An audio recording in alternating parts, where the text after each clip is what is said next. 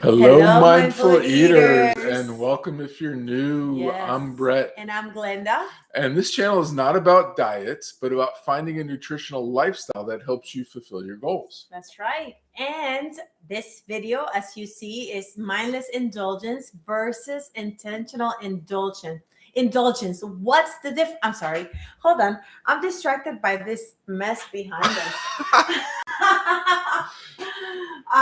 What is the difference? Go ahead. Tell us, Brett. Well, so we're going to share things that you might resonate with. Actually, if you're here now or whenever you see this, you definitely will.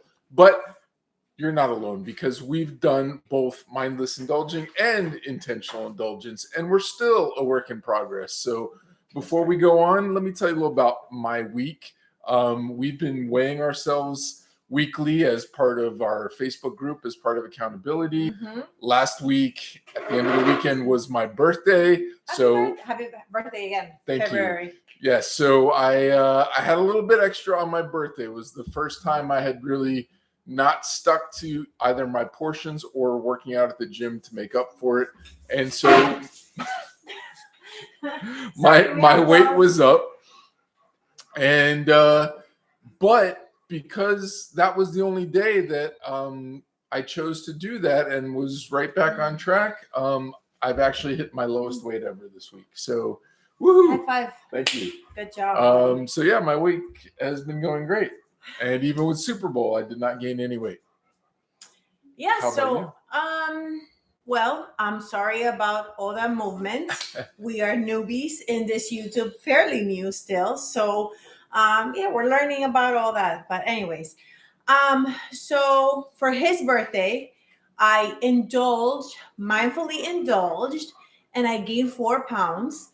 And so I was able to lose it within 2 days. I went back down to, I weigh about 175.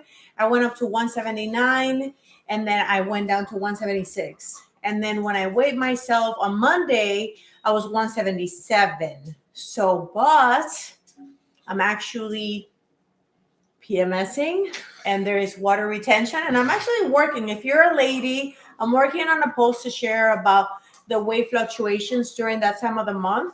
And sometimes it's not even because you are eating a lot, but then if you do eat a little bit more, of course, but there is water retention that takes place. So, today when I weigh myself, I'm at 177. So I like to be the 175. This year I went as low as 173.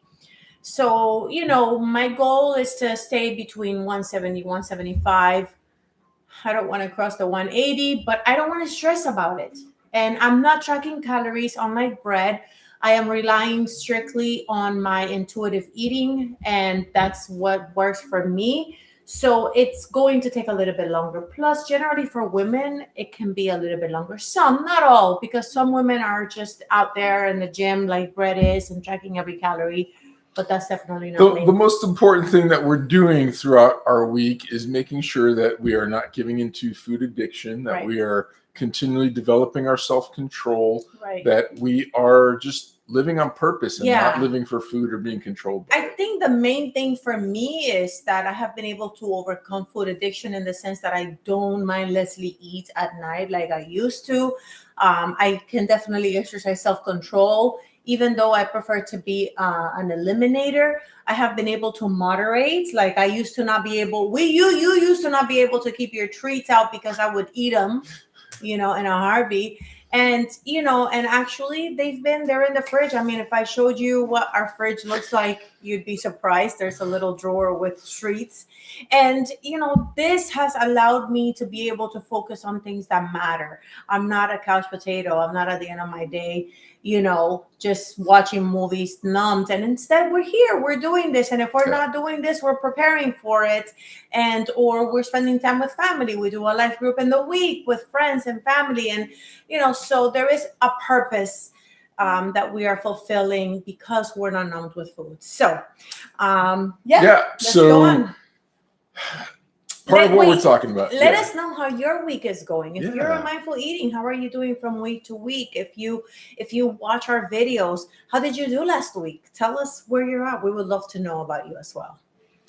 So the topic of mindless eating versus mindful indulgence. Have you ever finished a bag of chips and thought, wait, where did it all go? Or you grabbed dessert just because it was there, not because you were actually hungry for it. And trust me, I've been there, I've done that. And honestly, most of the time I regret it, especially when I eat like an entire bag of chips, even if it's my favorite voodoo chips or something. But how do I do it now? I enjoy food differently. I still indulge, but with intention. I do not like diets. I do not like restrictions. As she mentioned, I have lots of treats in the fridge and my desk at work. Like, I just make mindful choices, and it's been a total game changer for me. I count the calories. I account for the treats I want. I use smaller portions, but I still have them all the time. I still eat chocolate, cookies, ice cream, donuts, pizza, all the things, and I'm still losing weight because of my mindfulness as opposed to mindless indulgence. Yeah. So today we're actually talking about the difference between mindlessly indulging and intentional indulgence, and why it matters for health and a biblical approach to eating. Because as believers, we want to, we want to look up in the Bible and what does it tell us about food. Exactly. So let's break it down. Mindless indulgence is when you eat without really thinking. Maybe you are distracted watching a movie, or maybe you're working with a bag of chips, or maybe you are stressed and you're not hungry, and then you just go to the refrigerator to go eat. You're just eating because it's there. And it usually looks like, again, like I said, grabbing food out of habit, or not because you're hungry, or you're eating really fast and not even tasting. You're not even savoring. I am guilty of this. And then afterwards you feel regret, and then you feel sluggish afterward. And the problem with all that is that it's not actually enjoyable. You end up feeling like out of control. Instead of food being a blessing, it becomes like a burden. Yep. And we want to share with you, of course, what we are learning in the process. We're still learning, we're still students. But 7 ways in which mindless overeating actually hurts us. And please comment below which one of these you've experienced, because I'll raise my hand to the ones that we've experienced too, and we'll do the same. So we're just going to go right into it. Number 1 is eating without thinking. Then feeling guilty, leading to emotional eating as a coping mechanism. So you just turn to food to feel better. Okay. So for us ladies, sometimes that can be around that time of the month. We just, I'm craving chocolate. So I just go, out of habit every month, I'm going to go just eat chocolate. And then you feel guilty and you feel shame afterwards. Have you done that? I've done that. Brett hasn't, because he doesn't have a spirit, but he's done it for I can other do guilt reasons. and shame cycle. Yeah. And number 2, eating very quickly or excessively, but still feeling unsatisfied, leading to continued cravings. So you lack satisfaction. This sometimes happens when we are very hungry, when we don't eat when we should, we wait so long, and then we just stuff our face, and then we ate so much, but then we're still like, oh, I feel like eating something sweet, or I feel like because we ate something, so it hasn't registered in your brain. Number 3, it's bread. So she gets on a roll. Number 3, feeling out of control. The sense that food is controlling me rather than the other way around. And we've talked about this in our Zoominars and other talks, but just I spent so much time thinking about food and planning my whole schedule around food because it had a control over me rather than me having control over it. The next one, number 4, bloating, sluggishness, long-term health risks like weight gain, inflammation, metabolic issues, so digestive discomfort, like a lot of those things. Yeah, we've got our hands up. For 3 me, and 4. For me, both 3 and 4. Glenda deals more with the bloating and the digestive issues. I dealt more with the weight gain and the inflammation and then sluggishness from that. Yeah. So we covered a lot of these in our recent seminar. If you haven't seen it, you can find it in the featured videos of our Facebook group, which is free to join.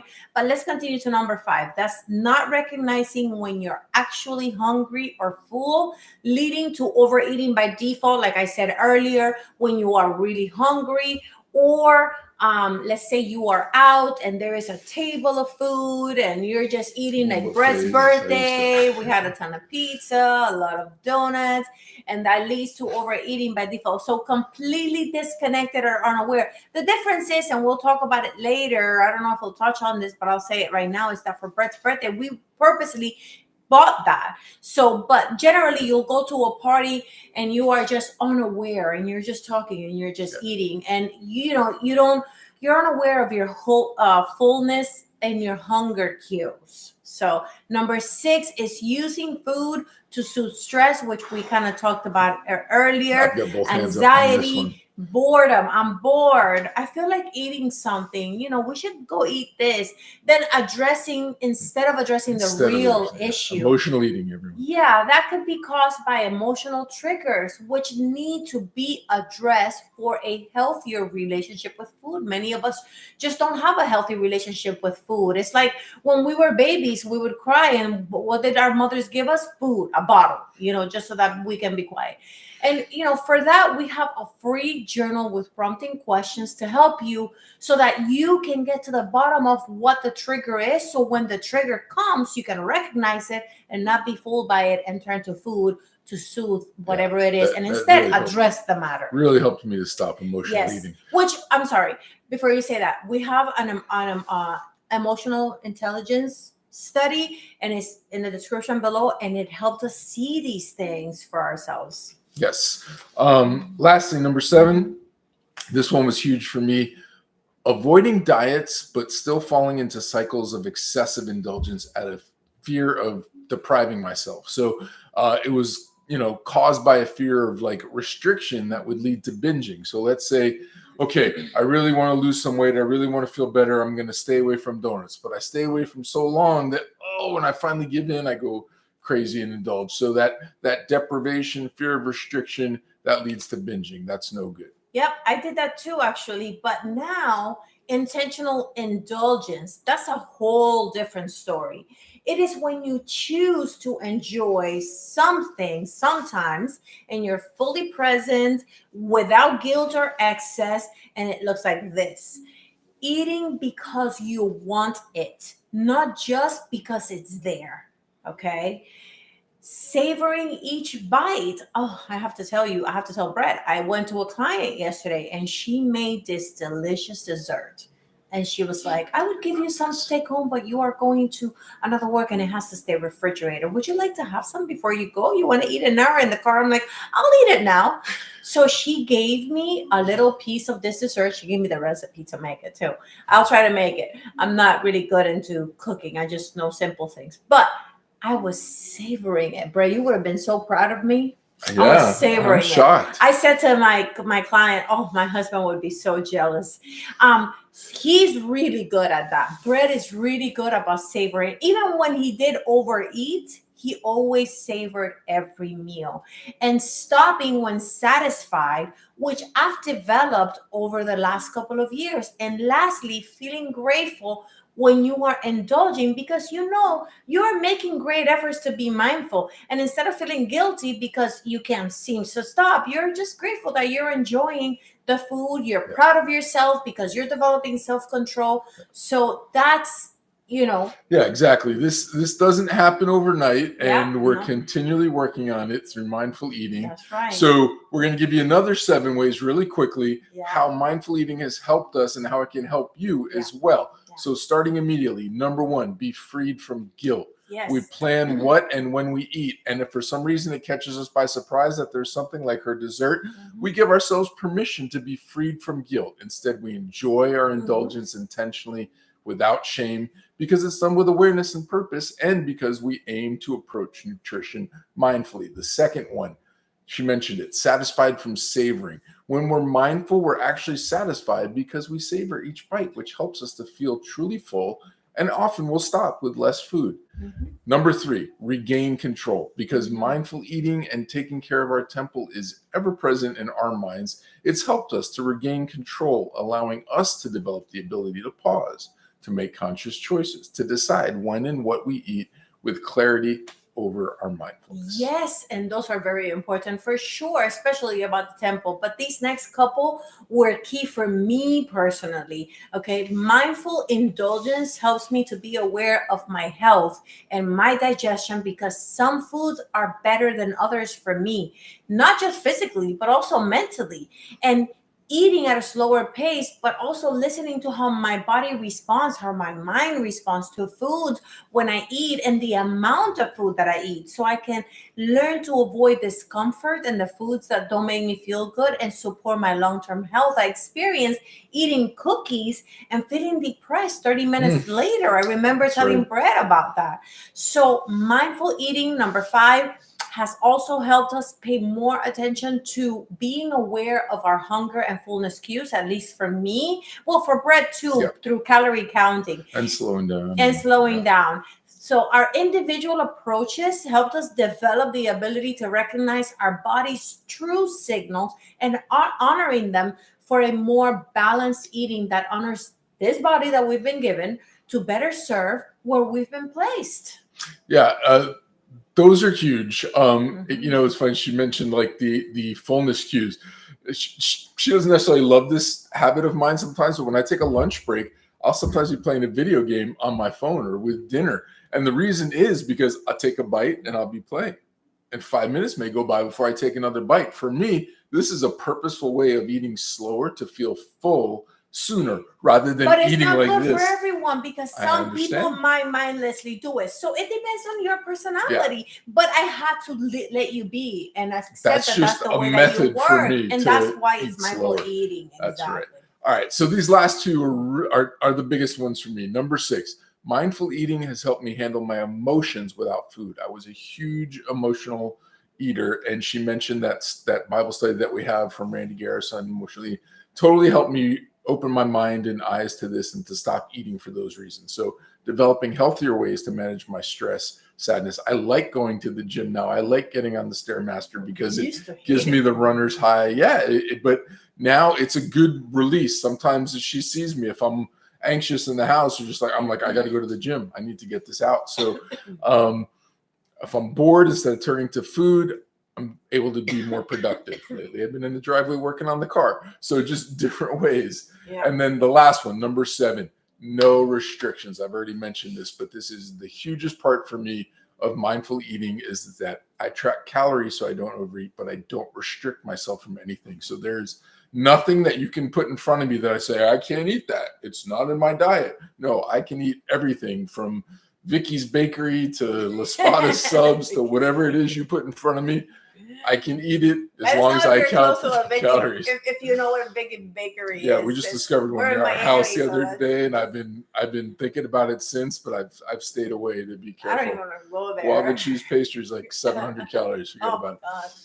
All right, so you really do an amazing. I have to say, so Brett does an amazing job at this, and we've done so many. We've been together for 21 years. We've done so many diets, and he's always jumped on board on everything that I wanted to do. Like, whatever, you feeding me. This time he was like, this is what I need to do. And I'm like, this is what I need to do. And this is how we came to eating differently. But we were both mindful about our goal was the same, to be healthy, to be able to fulfill our life's purpose, to not be numbed by food, to have a healthy relationship with food, but to do it in an individual way. So I love how we eat differently because although I restrict some things, right, I'm intentional. So it doesn't feel like a restriction to me. And I can intentionally indulge. Like maybe a couple of weeks ago or a week ago, I was having more carbs than I usually do. And Britt's like, you're eating more carbs. But I'm like, but I choose to not have carbs. So if I have carbs, I choose to have carbs. Generally, carbs can give me digestive issues. It depends how much I have, how often I have it. But it doesn't feel restrictive for me. And I can have them. I normally would restrict those, but without guilt, and I have them without guilt. So if I restrict them, I do it without guilt.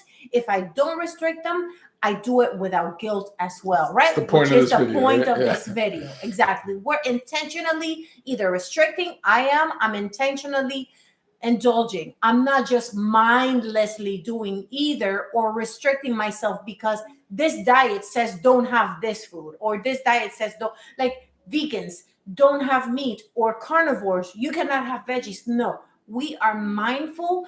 Brett has done blood work, and the way that he eats his processed food, many of the people in the vegan, vegetarian, carnivore, or Mediterranean community would say, oh no, that's bad, but he's done blood work. And so maybe he won't eat like that forever, but right now it works for him. So who am I to tell him don't eat that? And he's losing weight, he's keeping a healthy weight. So we don't fit to any diet mold, and we don't want you to do the same thing either if you don't want to. If you want to, that's okay too. We just need to recognize that what foods serve us best in what amounts.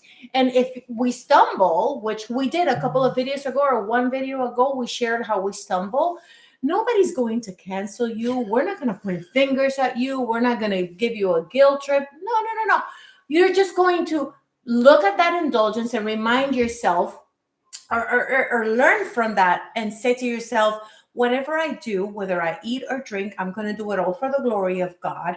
And this right here, what I did not glorify God, because I felt like not well, and it affected me, and it didn't allow me to fulfill what I was meant to do. Or, you know what, this really makes me feel good, I'm going to eat this. And that means we can enjoy food, but it's about not being controlled by it, right? Yeah. The best part, here's the best part. Mhm. When you mindfully indulge, you don't feel the need to binge later. Nope. I don't have to binge anymore, Right. Because I've already allowed myself that I'm having it during the day. Exactly. I don't have to go binge on a king size Snicker bar because I allowed myself the mini that I ate earlier, or something like that. Ice cream, a smaller portion, whatever it is. So I don't need to binge because I'm not restricting myself. So that's like the best part. You don't need to say like, oh, I got to start over on Monday. Right. Oh, hey, I messed up this weekend, I got to start over on Monday. No, mindful eating has no food rules. Right. It has boundaries or guardrails that you set for yourself. You set for yourself. You stay in control, Right. but you live free from food frustration. So Exactly. next time you treat yourself, ask yourself, am I mindfully enjoying this, or am I Right. just going through the motions? And that question, trust me, that little Right. question can change everything for you. Exactly. So we would love to hear from you. What is a food you love to indulge in? Mindfully, of course. Me is Boston cream donuts. But I can tell you, I used to go indulge at Dandy Donut Factory all the time, which we did on my birthday. Mhm. And it would probably be a giant one that would probably be like 500 and something calories for it. Publix Bakery makes these little tiny Boston cream donuts and only 170 calories a donut. I can go have my Boston cream donut for a third of the calories of what I used to eat it. And that's very easy to fit in my budget. So that's an example, my example. Well, I mindfully indulge in sweet treats. I like sweet treats, but I am slowly and surely learning that there are some that I used to love that I don't like as much anymore. Like, Or like you say, they don't love you back. I say they don't love me back. But actually, okay, so real quick, vanilla wafer cookies that you have. He has these vanilla wafers. I haven't had those in a long time, but okay. Oh, you're talking about the Yeah. little sandwich cookies. So I was, like I was having one of those daily for like a few days or a week, or I don't know how long. And it was like if in the past I would have 2 or 3 bags of those in one day. Oh gosh. This time it was like, okay, around the middle of the day, I want a coffee with, with biscuits, English style. And so, but by like I don't know what number day, I was having it and I could taste how processed they are. And I was just like, ew, I cannot have this. No. And you know what? Today I had one of your chocolate chip cookies. And I was like, oh, this tastes too processed. Stay away from my So, cookies. you know what? I just had the one and I was like, oh, this is not worth it. I'd rather have a yogurt or something else. But I do have some chocolates. And so, whatever we have, I will mindfully have some. And one of my biggest indulgence, well, I guess it depends on the day. I go to the Dollar Make sure Tree you're and I dropping get- yours in the comments. Yeah, sure. while she's talking It's about the caramel with the cream filled caramels, yeah, and your then Dollar I buy. Tree sweets. But I went to the Dollar Tree twice, and I did not go through the candy aisle. I saw the candy, and I'm like, "Ooh, I'm here! I could get them." And I was like, nope, I'm not even gonna I've bother been because I'm doing gonna that have the more whole recently bag. too. I did that on Super Bowl. I went through the Yeah. whole store and I was like, no, Yeah. I'm not buying any of this stuff. I was I proud don't of need any you. of This that. was the first Super Bowl that you, well, the That I- second one. The last one you did okay. You didn't do as No, bad. I think I did bad last time. Okay. I think this was the first one that I didn't lay out a giant buffet for myself. Okay. So yeah, but we hope this encouraged you. yeah. Please don't forget. Go Yeah. ahead. Yeah, I want to say, don't forget to like, subscribe, and share it with someone who needs a little food freedom today, okay? And let's pray and remember all the free resources that we have will be listed in the description box below. So before we go, we want to end with a prayer. Yeah, this prayer is just to encourage us all and just to know that we're just going to get right into it. That's right.